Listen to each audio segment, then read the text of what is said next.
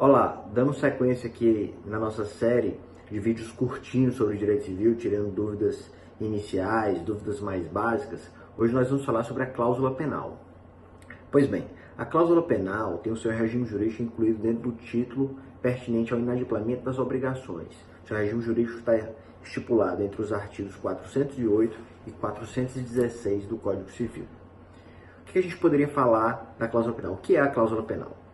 Muito embora ela tenha esse nome, ela não se refere à matéria punitiva, ela não se refere à matéria de direito penal.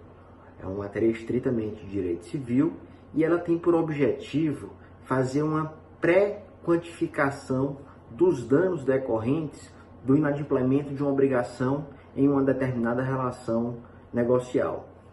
Ela tem por objetivo, portanto, antecipar a quantificação da eventual indenização por perdas e danos decorrentes do inadimplemento relativo ou absoluto de uma determinada obrigação contratualmente assumida. Então aqui a gente já verifica que existem duas espécies principais de cláusulas penais. Nós temos as cláusulas penais compensatórias e nós temos as cláusulas penais moratórias. Elas podem conviver, elas podem estar previstas apenas uma delas, não as duas, enfim. Os negociantes eles têm possibilidade de escolher a melhor formatação que entenderem.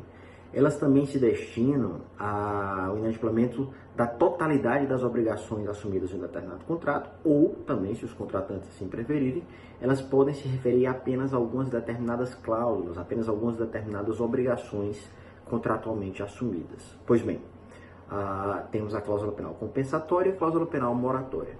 A cláusula penal compensatória ela busca, como o próprio nome diz, compensar o inadimplemento absoluto de uma obrigação. Então, um contratante inadimpliu em absoluto aquela obrigação de forma tal que a utilidade buscada pela outra parte não será mais alcançada. Temos o regime jurídico geral do inadimplemento das obrigações, que diz que, nesse caso, a parte culpada pelo inadimplemento deve compensar a outra com o pagamento das perdas e danos. A cláusula penal compensatória, portanto, é uma antecipação, é uma pré-fixação destas perdas e danos. Para que isso? O objetivo aqui é o de facilitar a parte lesada pelo inadimplemento alheio quanto ao recebimento da justa indenização. Ela não precisará formular provas, ela não precisará entrar com um processo de conhecimento para demonstrar a extensão do dano sofrido. Basta ela apresentar o contrato em que haverá lá a estipulação da cláusula penal e ela automaticamente executará aquela cláusula penal. Há, portanto, um ganho de tempo enorme. Nós não discutiremos mais a extensão dos danos. Esses danos já foram prefixados. Os contratantes, ao contratarem, já fizeram a verificação de que, olha, se alguém não cumprir essa obrigação, os danos sofridos serão de X reais. Pois bem, temos também a cláusula penal moratória. A cláusula penal moratória, ela busca indenizar a parte lesada não pelo inadimplemento absoluto alheio, mas indenizar apenas pela mora, indenizar apenas pelo inadimplemento relativo, ou seja, alguém não cumpriu no tempo, no lugar ou na forma contratualmente ajustada a obrigação e por isso estará incorrendo em mora, de acordo com o regime jurídico geral da mora no Brasil, e aí terá que indenizar a contraparte por conta dos danos que a sua mora tiver gerado àquela outra parte. A cláusula penal, seja ela compensatória ou moratória, ela já é executável, ela já é exigível tão logo haja o inadimplemento. Então, de imediato, já há ali a possibilidade de a parte lesada exigir o seu pagamento. Tem duas observações para a gente dar continuidade aqui. Primeiro, a cláusula penal, de acordo com o artigo 412 do Código Civil, a cláusula penal ela está limitada ao máximo do interesse que está envolvido naquela obrigação. Isso porque, imagine duas pessoas que estipulam a compra e venda. O inadimplemento trará uma utilidade que, vamos supor, seja de R$500 à parte credora.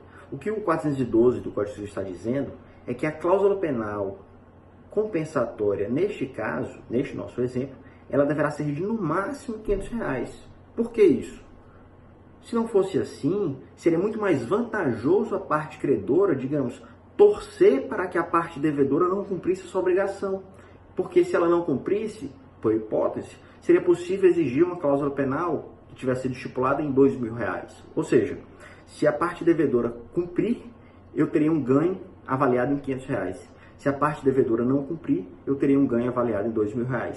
Isso seria contraproducente à economia nacional e isso fugiria completamente à lógica do Código Civil, que deseja o máximo possível que as partes cumpram com as suas obrigações contratualmente assumidas, que os contratos, portanto, caminhem de modo polarizado ao seu fim ótimo, que é a extinção pelo absoluto adimplemento, a extinção dos contratos pelo pleno pagamento. Seria matéria para um outro estudo, mas os alemães, eles têm de forma bastante expressa isso no BGB, de forma tal que expressamente se construiu a disposição quanto ao inadimplemento das obrigações, dizendo que o inadimplemento jamais poderá ser mais vantajoso a alguma das partes do que o próprio adimplemento. Ou seja, digamos, coloquialmente, na pior das hipóteses, a cláusula penal compensatória ela deve ser estipulada ao máximo do ganho que seria obtido caso tivesse havido o adimplemento. Uma outra observação é que o artigo 413, também do Código Civil, ele possibilita à autoridade judicial reduzir equitativamente a obrigação, o valor da cláusula penal, caso a obrigação tenha sido parcialmente cumprida ou ela, alinhando-se ao que nós falamos há pouco, ela seja manifestamente excessiva.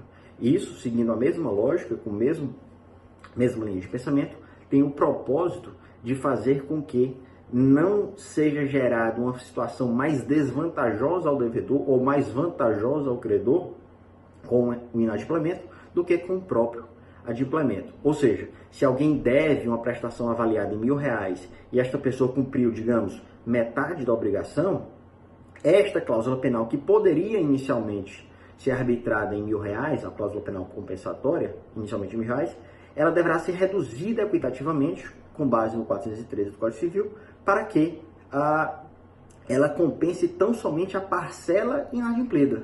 A parcela adimplida é a parcela extinta, de forma tal que seria uma espécie, digamos, de forma técnica, seria uma espécie de bis in idem. A parte teria cumprido metade da obrigação principal, não teria cumprido o restante, e ainda assim seria condenada a pagar a totalidade da cláusula penal, a totalidade das perdas e danos. Só que as perdas e danos, nesse caso, não são totais. Afinal de contas, metade da obrigação foi cumprida. Então, se a cláusula penal tivesse sido estipulada em R$ 1.000 e a parte teria cumprido metade das suas obrigações, então essa cláusula penal deveria ser reduzida equitativamente a ponto de nós concluirmos que restaria a parte devedora pagar apenas mais R$ 500. Então é isso. A cláusula penal ela tem por objetivo prefixar as perdas e danos, fazendo com que a parte credora ganhe bastante tempo. A parte credora não precisará fazer prova de que o dano sofrido foi naquela extensão, porque a extensão do dano já foi inicialmente prefixada. Esperamos ter clarificado pelo menos as dúvidas mais básicas. É um tema extremamente interessante que merece um estudo mais detalhado